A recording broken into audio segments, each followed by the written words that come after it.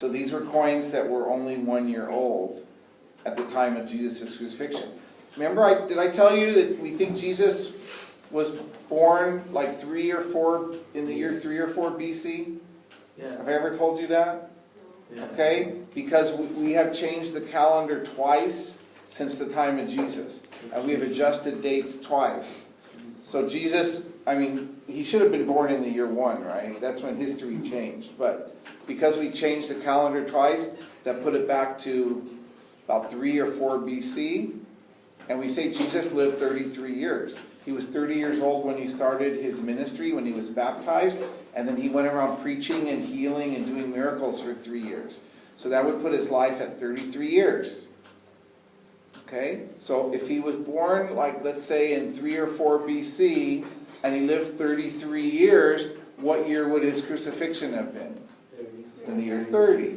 So if he had coins from the year 29, that fits, right? Because if we would have said that he was crucified before 29, now we'd have a problem, right? But since he was crucified after 29, so really now we're starting to narrow the time when this shroud the image on the shroud was made. Okay? So it had to be after 29. It had to be after 29 because of those coins. It couldn't have been earlier. Okay, let's go on. So now we're going to talk about the image itself. How did the image get on there? Did somebody paint it? Did they use dye? Or have they have some other technique that maybe we don't even know about anymore? So they've studied the image. The image is limited to the uppermost surface of the cloth. This excludes all paints and dyes, but also chemicals or vapors of any kind. The most likely remaining explanation is that it was caused by light radiation, but not heat radiation. Okay, so question 37 asks, how can we be sure that the image on the shroud was not painted or dyed? So jot down something. I'm not going to ask you yet. How can we be sure it was not painted or dyed? Okay. So look at this ground, think about it, see if you can identify it.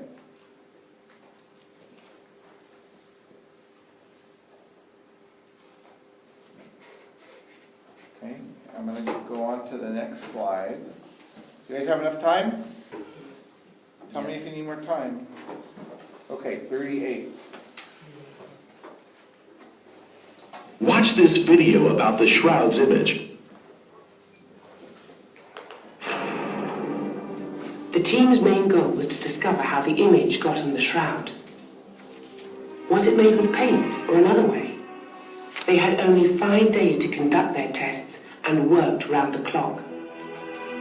Barry Schwartz was a photographer on the team. There were spectral analyses done. Sam Pellicore had a spectrophotometer with him that he was using. There were a mosaic of photographs made. It was photographed with ultraviolet fluorescence photography. It was X-rayed using X-ray fluorescence and reflectance imaging. One of the leading scientists involved was Ray Rogers, an acclaimed chemist who led thermochemical research at Los Alamos, where the atomic bomb was developed. The cloth was composed of linen thread, finely woven in a herringbone pattern. Rogers was particularly interested in the areas damaged by the fire in 1532. My primary field is thermochemistry. I look at the effects of heat on materials. And here were these scorches on this cloth. I was asked, can I determine whether or not it was painted?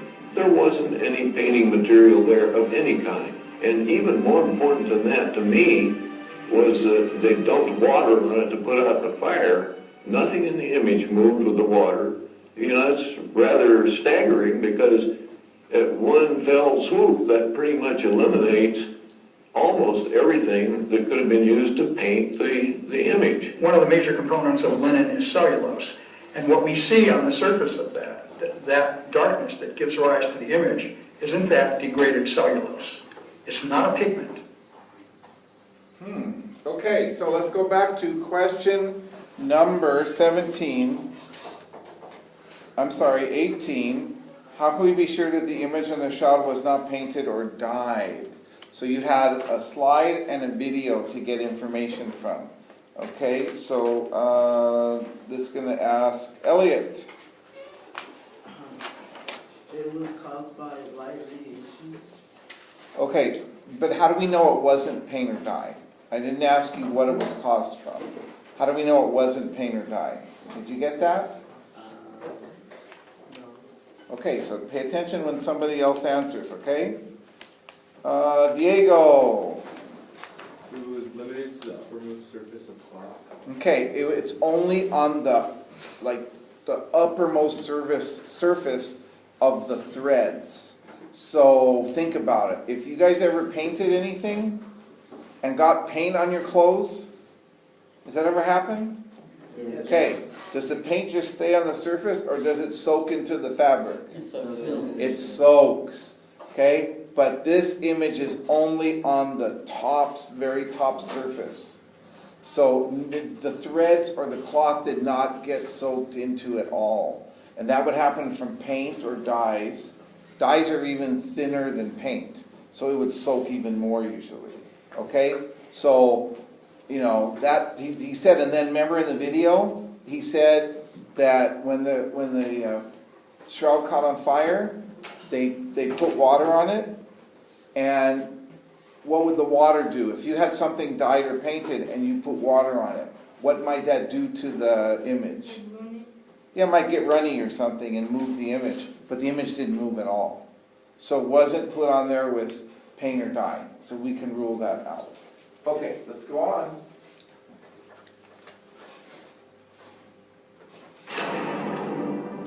The team's main goal was to discover how the image got on the shroud. Oh, I know what I want to do. I want to ask you the question. I'll get to that in a second. I want to ask, you saw Doc Brown? You guys know who Doc Brown is? Yes. From Back to the Future? Yeah. Okay, we'll get to him in a minute. Okay, we've come up with like so many reasons why the shroud couldn't be forged, right?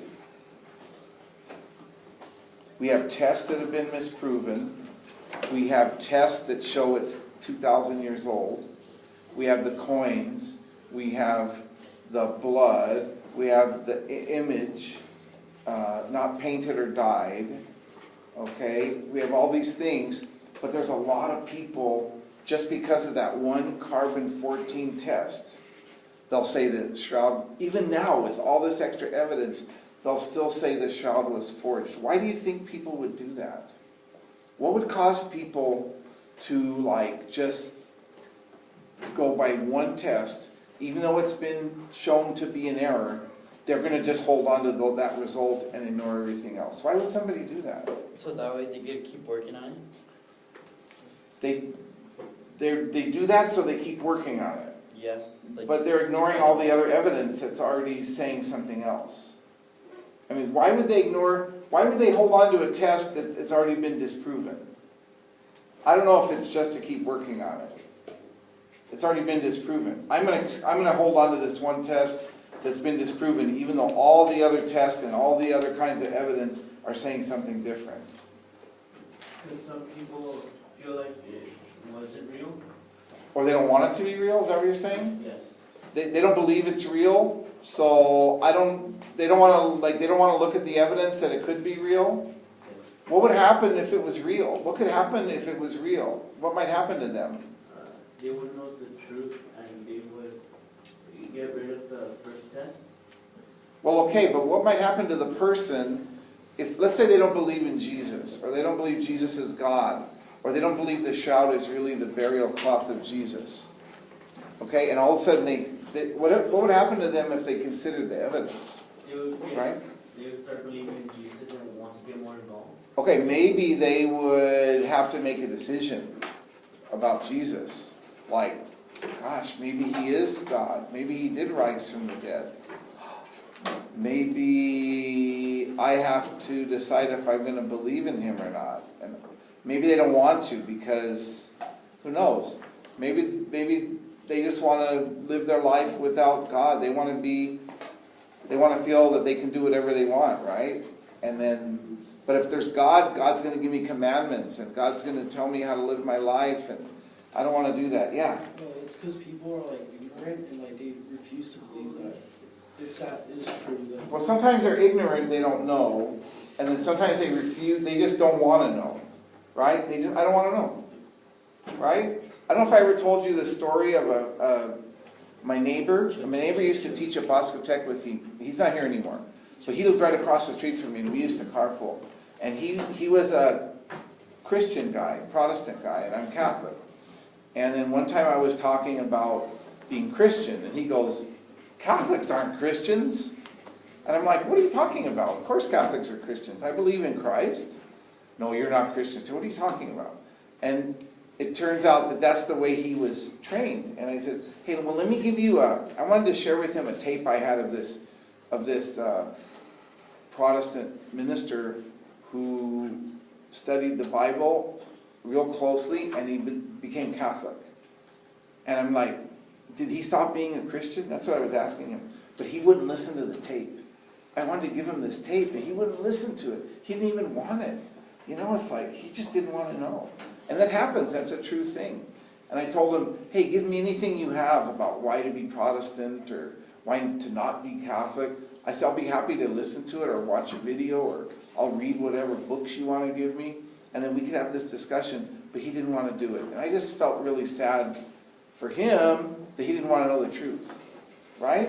We should always want to know the truth and then base what we believe on the truth, right? Do you guys want to base your life on a lie? You want to base your life on a lie? I mean, I don't. Do you? Okay, so let's find out what the truth is, huh? So it's sort of sad when people don't do that. Okay, let me go on.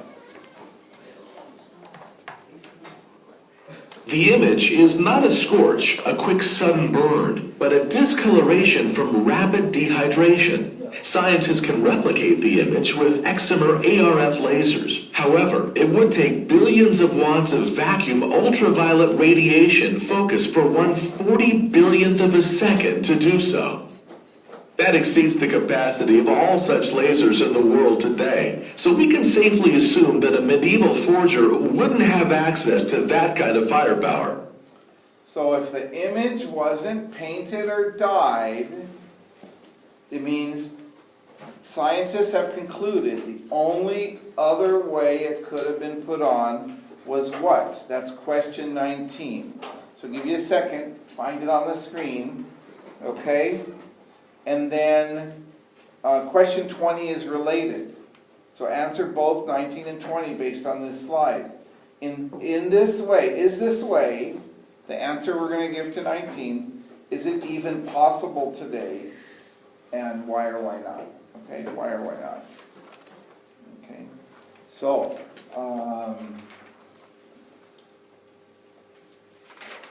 let me start with, let's see, Diego, you did good. Thank you. And then I'm going to ask,